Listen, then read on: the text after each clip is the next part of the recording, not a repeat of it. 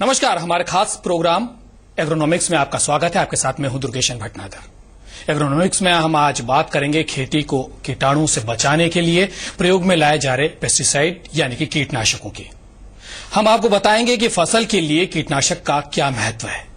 साथ ही बताएंगे कि सब्जियों और फलों पर किस तरीके से कीटनाशकों का इस्तेमाल किया जाना चाहिए। इसके अलावा पेस्टिसाइड टेस्टिंग, प्रयोगशाला और NABL के बारे में भी आपको बताएंगे। तो आइए शुरू करते हैं आज की खास पेशकश एग्रोनॉमिक्स।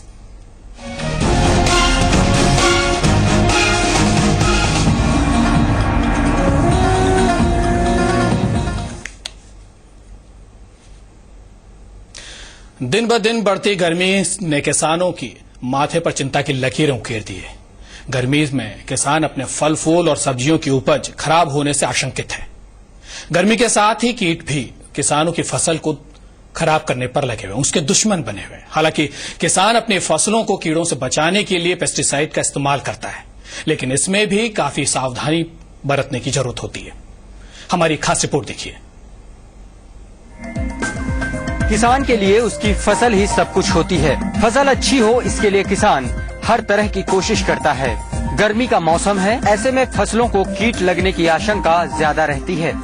सब्जियों में मुख्य रूप से फल छेदक, एक्जुआ, सफेद मक्खी, जोसिड जैसे कीट लग जाते हैं। इसके लिए किसान फसलों को बचाने और अच्छी पैदावार के लिए कीटनाशकों का इस्तेमाल करते हैं। लेकिन पेस्टिसाइड की मात्रा क्या रखनी चाहिए और फलों और सब्जियों को छिड़काव के कितने दिन बाद बाजार में लाना चाहिए, इसका भी ध्यान रखना बहुत जरूरी है।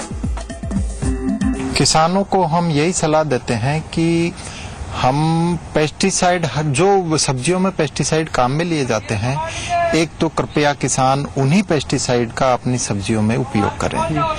और दूसरी बात यह है कि सब्जी उत्पादन में जिन पेस्टिसाइड का किसान उपयोग कर रहा है, उन पेस्टिसाइड की हमारी प्रयोगशाला ने एक इंतजार अवधि निकाल रखी है। तो जैसे कोई भी पेस्टिसाइड है, यदि उसकी इंतजार अवधि 3 दिन है, तो छिड़काव करने के बाद में किसान 3 दिन तक इंतजार करे कि सब्जी को तोड़ के मंडी में ना लाए, मार्केट में न लाए।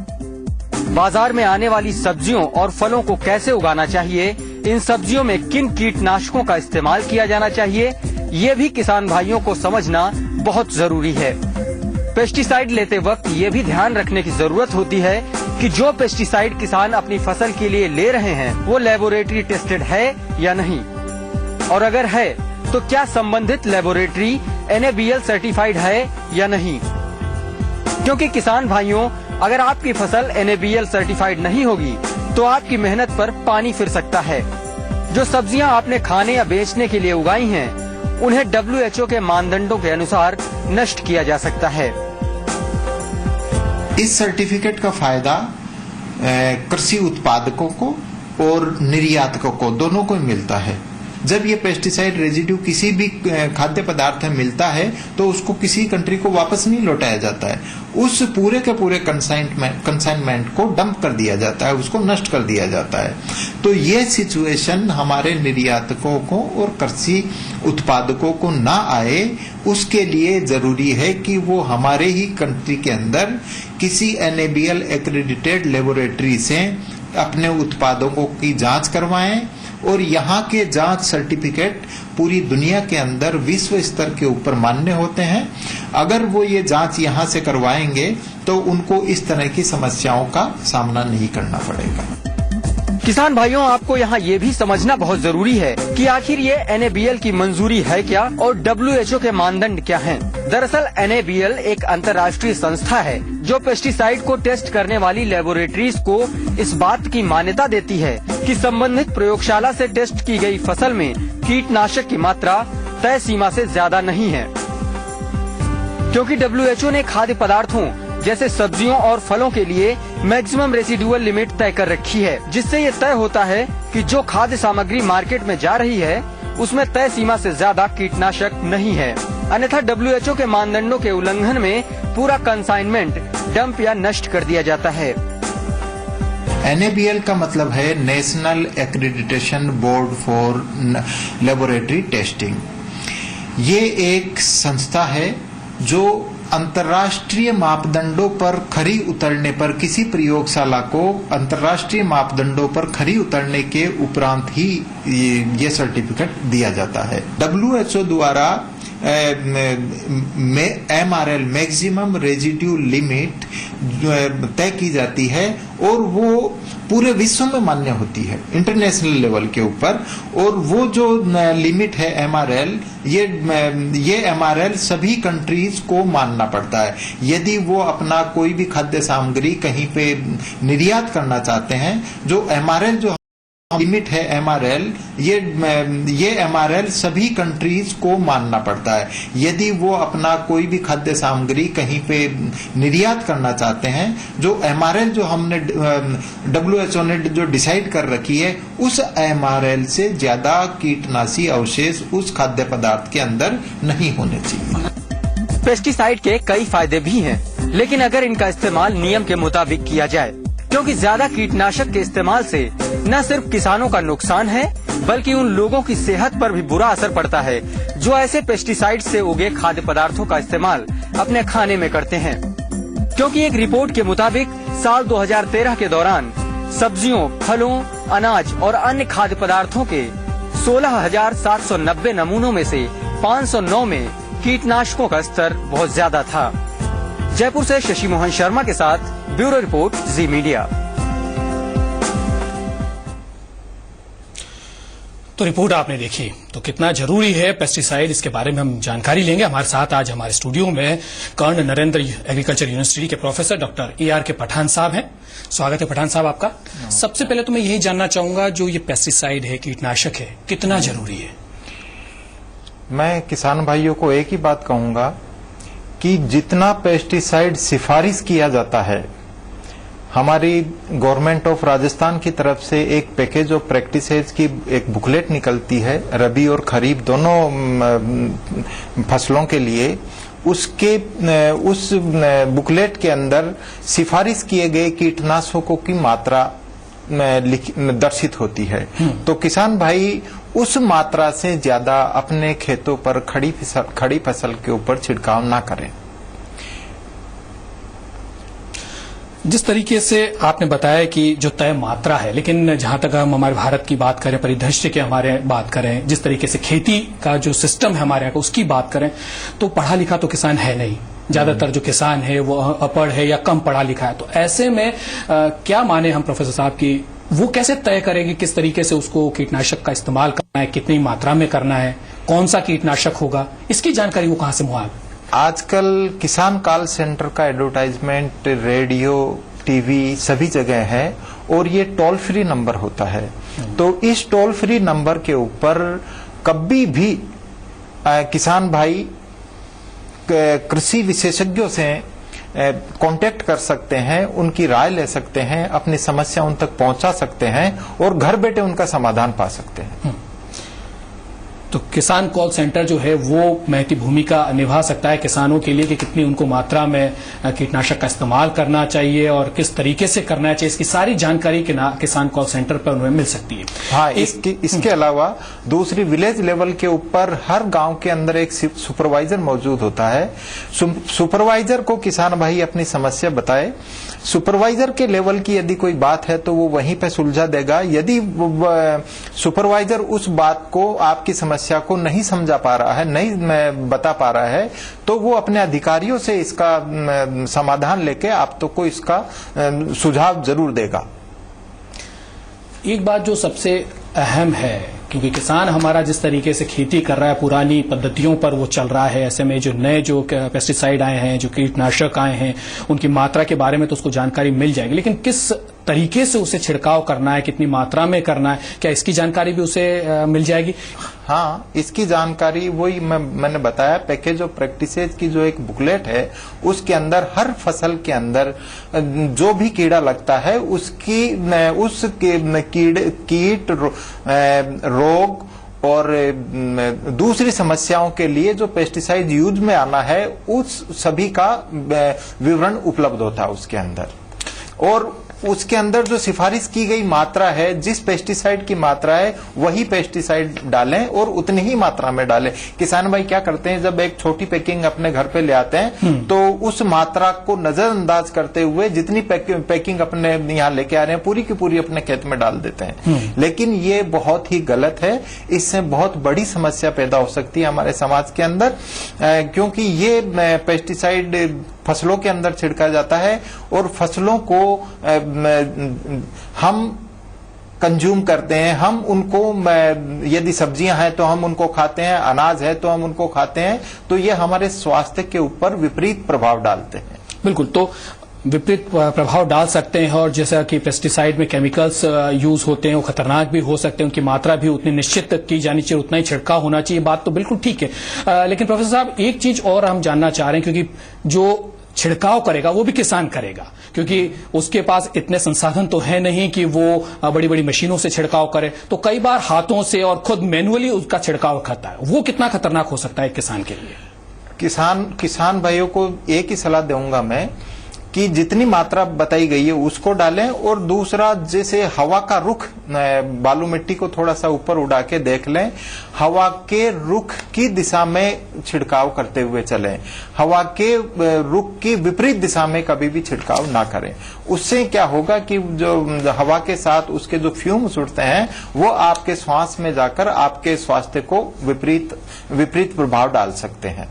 बिल्कुल, तो किसानों को यहाँ पर बहुत कुछ समझने की बात है, क्योंकि पेस्टिसाइड का अगर वो इस्तेमाल कर रहे हैं तो बहुत सोच समझ के उन्हें करना पड़ेगा, तय मात्रा के अनुसार उसको छिड़कना पड़ेगा और उनको अपनी भी सुरक्षा देखनी पड़ेगी।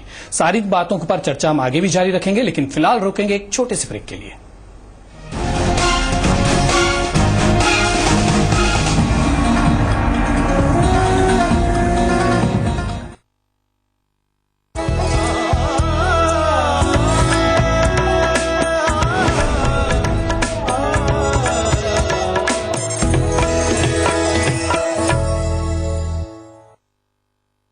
Sound. 134A 1/1. Action. Go a little faster.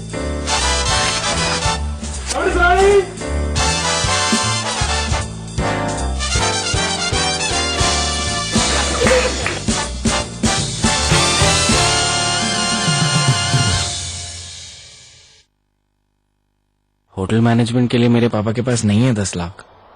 Hotel खोलेंगे तो साथ में, अरे सीखेंगे ना यार IIN से। ख्वाब को तू अब सजा ले, रूठ किस्मतों को तू मना ले, चल एडियो कलर कर।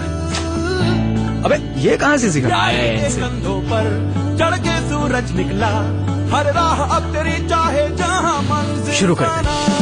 यारी तेरी, यारी मेरी, यारी तेरी। सीखते रहो तो कुछ भी नामुमकिन नहीं। हमें भी सीखना था, पर साथ में, इसीलिए हमने IIN से सीखा, यानी आइडिया इंटरनेट नेटवर्क पर। आशीष ग्रुप जयपुर में फागी रोड पर लेकर आए हैं आकृति enclave, JDA approved residential township, सभी मूलभूत सुविधाओं के साथ एक संपूर्ण आवासीय योजना। कॉन्टैक्ट आशीष ग्रुप 9314111144। सुपीरियर सिल्क सैफरन, इसमें है सैफरन, बेसन और मिल्क क्रीम जो बनाए त्वचा को कोमल और दमकदार। Superior silk. अब सिल्क के हर साबुन पर पाइए 25% एक्स्ट्रा। स्वाद और सेहत एक साथ सिर्फ ओमनी आइसक्रीम के साथ। तो पीने का पानी हो सिर्फ साफ, सिर्फ सेफ, सिर्फ शुद्ध। क्यों? क्योंकि हमारा शरीर है 70% पानी और इस शरीर को चाहिए मिनरल्स, इसीलिए सिर्फ एक्वागार्ड, जिसकी एडवांस्ड मिनरल गार्ड टेक्नोलॉजी पानी के नेचुरल मिनरल्स बचाए, पानी को शुद्ध से बढ़कर सेहतमंद बनाए। तभी तो मेरे इस घर के डॉक्टर की और लाखों डॉक्टर्स की चॉइस है एक्वागार्ड, शुद्ध से ज्यादा सेहत का वादा।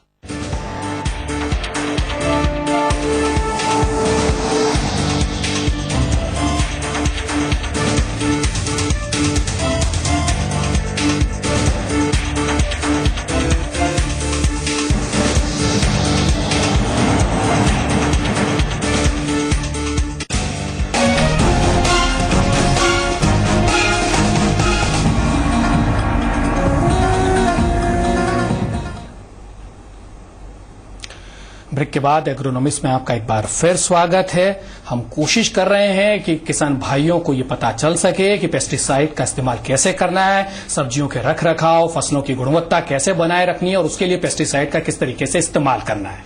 और इन सब की जानकारी के लिए हमारे साथ कर्ण नरेंद्र एग्रीकल्चर यूनिवर्सिटी के प्रोफेसर डॉक्टर ARK पठान साहब हमारे साथ बने हुए हैं। पठान साहब, इस्तेमाल कर लिया उसने अपनी फसल है या सब्जी की जो फसल बोई गई है उसके अंदर उसने पेस्टिसाइड का इस्तेमाल कर लिया, तय सीमा के अनुसार कर लिया, लेकिन अब ये कैसे पता करे किसान कि कितने दिनों बाद जो पेस्टिसाइड यूज किया है सब्जियों पर या फलों पर वो कितने दिनों बाद मार्केट में जाना चाहिए? हाँ, बहुत अच्छा क्वेश्चन पूछा आपने। हर पेस्टिसाइड की एक इंतजार अवधि होती है, यानी उस पेस्टिसाइड को फसल के ऊपर छिड़काव करने के बाद में इतने दिनों तक इंतजार करना चाहिए उसको मंडी में लाने के लिए। तो हर पेस्टिसाइड की हम हमारे रिसर्च इंस्टीट्यूट के ऊपर पहले एक्सपेरिमेंट लगाते हैं, फसल लगाते हैं, उसके बाद में खड़ी फसल में उस पेस्टिसाइड का छिड़काव करते हैं। छिड़काव करने के बाद में हम सेम डे सैंपल लेते हैं, नेक्स्ट डे सैंपल लेते हैं, थर्ड डे सैंपल लेते हैं, 5th day, 7th day, 10th day और 15th डे स्प्रे करने के बाद इस तरह हम सैंपल लेते हैं और उन सैंपल्स का हम पेस्टिसाइड रेजिड्यू टेस्ट करते हैं। तो कितने दिनों तक वो रेजिड्यू उन सैंपल्स में आ रहा है, इन नतीजों के आधार पर हम पैकेज ऑफ प्रैक्टिसेस के अंदर रिकमेंडेशन ये देते हैं कि किसान भाई इस पेस्टिसाइड का इस्तेमाल करने के बाद में इतने दिन अपने फसल के उत्पाद को मार्केट में लाने के लिए इतने दिन तक इंतजार करें। और ये इंतजार अवधि के नाम से जाना जाता है। हमारी पैकेज ऑफ प्रैक्टिसेस के अंदर लास्ट के अंदर बिल्कुल अंतिम एक पन्ना होता है, उसके अंदर लास्ट पेज के ऊपर ये मेंशन होता है पेस्टिसाइड्स की इंतजार अवधि। तो किसान भाई उस चीज को जरूर ध्यान में रखें, क्योंकि ये हम सबके स्वास्थ्य के हित में है ये। बिल्कुल। पठान साहब, एक चीज यहाँ पर और एक क्वेश्चन जो यहाँ पर उठता है वो यही है कि किसान कैसे पता करे इस चीज को? क्या जो कीटनाशक वो यूज में ले रहा है, जिसका छिड़काव वो कर रहा है, तो उसकी पैकेट पे या उसके जो भी डिब्बा जिसके अंदर भी वो आ रहा है, क्या उसमें ये अवधि लिखी हुई होती है? नहीं, उसमें ये अवधि लिखी हुई नहीं होती है। ये इंतजार अवधि तो जो एग्रीकल्चर साइंटिस्ट हैं, जो हमारे जैसे लोग बाग जो लेबोरेटरी में रिसर्च इंस्टीट्यूट में जो काम करते हैं, वो ये इंतजार अवधि तय करते हैं। एक्सपेरिमेंट लगाते हैं, स्प्रे करते हैं, स्प्रे करने के बाद में सैंपल कलेक्ट करते हैं, सैंपल्स का एनालिसिस होता है प्रयोगशाला के अंदर, और उन रिजल्ट्स के आधार पर हम ये सिफारिश करते हैं कि इस पेस्टिसाइड को इस फसल पे छिड़कने के बाद में इतने दिनों तक इंतजार किया जाए। तो वो किसान अगर है तो वो किसान कैसे पता करे इसका कोई जरिया अब है? हाँ, पैकेज ऑफ प्रैक्टिसेस की किताब जो है, बुकलेट जो है, वो कृषि विभाग राजस्थान सरकार के पास में आसानी से उपलब्ध है, उसको किसान ले सकता है। ठीक है।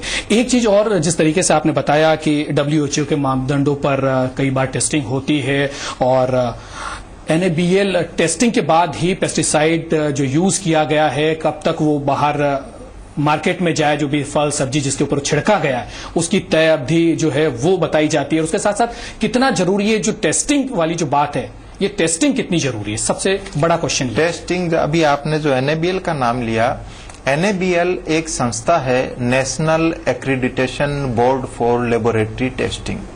ये दिल्ली में स्थित है और ये संस्था एक सर्टिफिकेट जारी करती है। ये सर्टिफिकेट उन प्रयोगशालाओं को दिया जाता है जो प्रयोगशालाएं अंतर्राष्ट्रीय मापदंडों के ऊपर खरी उतरती हैं। तो जब NABL की एक तो प्री असेसमेंट होता, उसके अंदर इनका लीड असेसर आता है, इनकी तरफ से एक नॉमिनेट कर देते हैं ये किसी एक्सपर्ट साइंटिस्ट को, वो आके और लेबोरेटरी के अंदर किस तरह काम किया जाता है, किस तरह सैंपल्स रखे जाते हैं, किस तरह उनका एनालिसिस किया जाता है, किस तरह उनका डेटा रिकॉर्डिंग किया जाता है, इन सब को वहां पे देख के संतुष्ट होने के बाद में फिर वो फाइनल असेसमेंट के लिए NABL को रिकमेंड करते हैं, सिफारिश करते हैं जी। इसके बाद में NABL फाइनल असेसमेंट के लिए एक तो लीड असेसर और एक टेक्निकल असेसर 2 आदमियों की टीम भेजता है। ये 2 आदमियों की टीम एट द स्पॉट उसी लेबोरेटरी के अंदर जाकर और खुद सैंपल देते हैं, उन सैंपल्स की टेस्टिंग करवाते हैं अपनी आंखों के सामने, और उनका रिजल्ट आता है उस रिजल्ट की एक्यूरेसी के आधार पर और जो डॉक्यूमेंटेशन है उस लेबोरेटरी के अंदर, उस डॉक्यूमेंटेशन के रखरखाव के आधार पर एनएबीएल को ये सिफारिश करते हैं कि ये लेबोरेटरी अंतर्राष्ट्रीय मापदंडों के ऊपर खरी है, तो इसलिए इसको एनएबीएल का सर्टिफिकेट दे दिया जाए। जी, तो लेबोरेटरी को तो सर्टिफिकेट मिल गया। हाँ, लेकिन एक सबसे बड़ी बात पठान साहब यहाँ पर यह है कि जो सब्जियां फल जो हम खा रहे हैं उसके ऊपर कीटनाशकों का इस्तेमाल होता है, छिड़काव होता है। हम जब उसका इस्तेमाल करेंगे तो हमारे लिए वो कितना घातक हो सकता है, अगर उसके ऊपर प्रॉपर जितना टाइम उसकी अवधि लगनी चाहिए, अगर उस अवधि से पहले अगर वो मार्केट में आ गया तो कितना नुकसान एक आम आदमी को हो सकता है उसकी वजह से। ये तो बहुत बड़ा नुकसान हो सकता है, क्योंकि जो पेस्टिसाइड कई बार तो क्या होता है कि किसान भाई शाम को स्प्रे करते हैं और सुबह उसी सब्जी को तोड़ के और मंडी में ले आते हैं। तो अब आप सोचिए इस बात को कि जिस सब्जी के ऊपर शाम को स्प्रे हुआ है और उसको यदि कोई बिना धोए या बिना उबाले बिना पकाए यदि काम में ले लेता है तो सीधा पेस्टिसाइड आदमी के शरीर में जा रहा है, तो ये कितना घातक हो सकता है ये तो आप और हम अच्छी तरह समझ सकते हैं। तो इसके लिए क्या किया जाना चाहिए? जो हम सब्जियां इस्तेमाल कर रहे हैं, फल इस्तेमाल कर रहे हैं, तो उसको किस तरीके से पेस्टिसाइड से साफ किया जा सकता है, उससे उसको मुक्त किया जा सकता है? मुक्त तो बड़ा मुश्किल है पेस्टिसाइड से मुक्त करना सब्जियों और फलों को, लेकिन कुछ हद तक हम इनसे बच सकते हैं। और वो बचने का यही एक उपाय है कि जो मंडी से हम जो सब्जियां और फल खरीद के लाते हैं, खाने से पहले एक नमक के पानी से उनको अच्छी तरह गर्म पानी से उनको धोया जाए। और किसान भाइयों को मैं फिर ये सलाह दूंगा कि मानव हित के अंदर वो अपने खेतों के अंदर पेस्टिसाइड का जो उपयोग करते हैं उस पेस्टिसाइड की इंतजार अवधि के बाद में ही आप मंडी पे अपने फसल उत्पाद को लेके आए, क्योंकि ये एक हमारे स्वास्थ्य के लिए बहुत ही एक चैलेंज है ये हमारे स्वास्थ्य के लिए। और ये जो खतरा है ये किसान भाइयों आपके हाथ में है। बिल्कुल, तो यहाँ पर बहुत सजग होने की जरूरत है किसानों को भी, और किसानों के साथ साथ जो किसानों की फसलों का, सब्जियों का, फलों का इस्तेमाल कर रहा है उसको भी सोचने की जरूरत है, समझने की जरूरत है कि पेस्टिसाइड अच्छे भी हो सकते हैं तो वो कितने घातक भी हो सकते हैं। आप हमारे स्टूडियो में आए और इतनी अच्छी जानकारी आपने किसानों तक पहुंचाई, हमारे दर्शकों तक पहुंचाई, उसके लिए बहुत बहुत धन्यवाद आपका। तो फिलहाल एग्रोनॉमिक्स में इतना ही। देश और दुनिया की तमाम खबरों के लिए आप देखते रहिए जी राजस्थान न्यूज। नमस्कार।